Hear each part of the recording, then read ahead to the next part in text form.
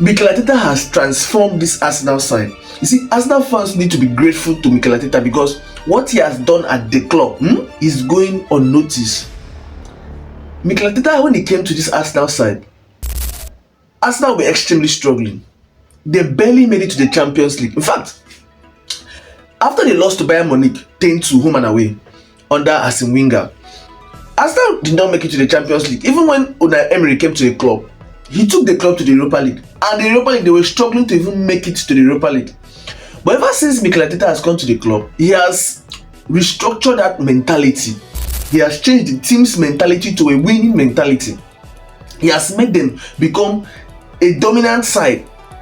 Like, oh yes, we are a big team. We have to play like a big team. We have to win. It's a necessity. When he came to the club, he cleared away all those fringe players. I can remember he had a problem with Aubameyang. People were like, as at then, Aubameyang was one of the important players for Arsenal. But he made that tough decision. He let go of Aubameyang, made some necessary changes to the team, and he has transformed the team now. Imagine Arsenal starting the season and already they are considered as one of the favourites to win the Premier League. Arsenal Football Club, one of the favourites to win the Premier League. That is Mikel Arteta for you. That is Mikel Arteta for you. He has transformed this Arsenal side. The Champions League has not yet begun, but Arsenal are already considered one of the favourites to win the Champions League too. He took this Arsenal team to their first Champions League in a long time, since Arsene Wenger took them in 2006. Mikel Arteta for you. I think he needs to be appreciated the more. He has to be appreciated because he is truly underrated. What he has achieved with this Arsenal side. They started their match on Friday in the Premier League. They won 3-0 comfortably. Arsenal Football Club winning 3-0 on match they won comfortably. In a long time it has not happened. Arsenal fans, call Arsenal fans who know what I'm talking about. In a long while it has not happened. This is 3 seasons running now that Mikel Arteta has been at the forefront of the Premier League. He lost the 2024 Premier League to Pep Guardiola's Man City. The next year, that is last season, he won it, and this season is at the forefront again, and he's looking like he's likely to win it because all other teams in the Premier League are struggling. They are unstable. The big six outside of Arsenal are unstable. So Mikel Arteta has made this team become a powerhouse. It's not just by bearing the name Arsenal. Their actual performance, you see that they are more of a powerhouse. And I can remember in the statement, he said they are not coming to defend. They are coming to attack. They want more. Now, all said and done, Arsenal had a great game against Coventry. They won comfortably. But it is still Coventry and it's still early days. If it's the Premier League, I'm 70% sure that Arsenal can retain it. Because other teams in the Premier League, other big teams in the Premier League are unstable. So Arsenal looks more likely to retain it. But the problem is the Champions League. Their problem is the Champions League, and that is one of the major tasks of Mikel Arteta. And I understand the fact that to win the Champions League, you need to be consistent and you need to improve. And considering Arsenal performance last season in the Champions League, I was expecting that Arsenal was going to make more attacking signings.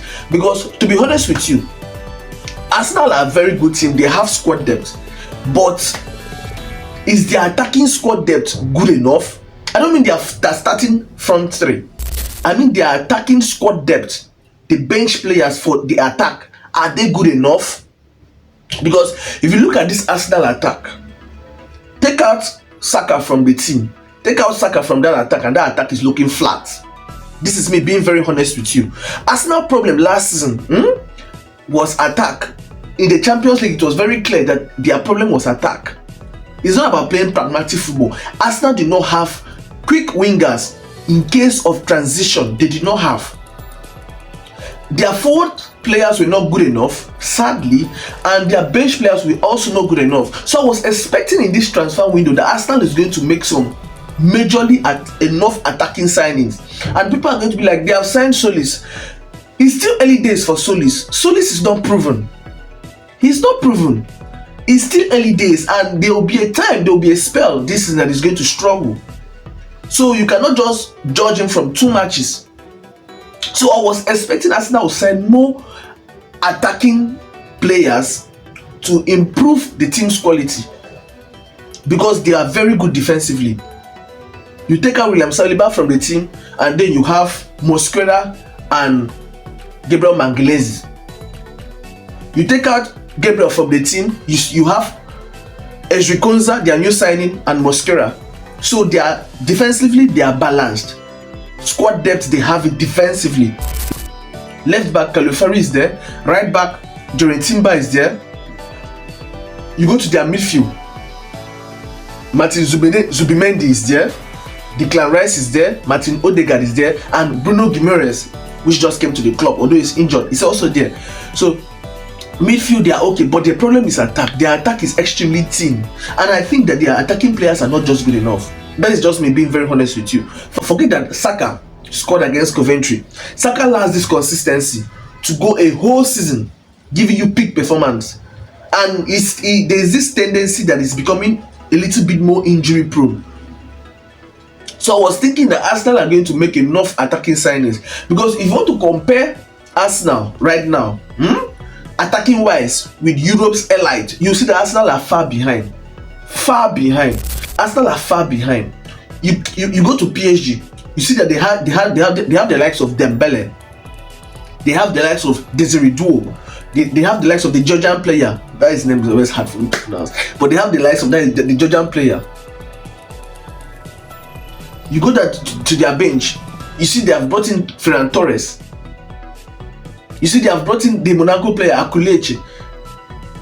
They had Bakola, and although he's about to leave the club, but you see the squad depth attacking wise. You go to Bayern Munich, you see Harry Kane, you see Michael Olise, you see Luis Diaz, and they brought in Ismail Sabari that had a great campaign at Morocco at the World Cup. Attacking players, quality attacking players.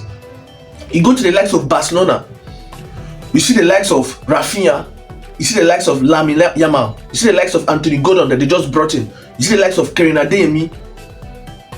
Attacking players, and they are still looking for a number 9. You go to the likes of Real Madrid, you see Kylian Mbappe, you see Diamondi, you see Vinicius Junior, you see attacking players. Then when you come to Arsenal, Saka, Madueke, who again? Martinelli, that is not consistent.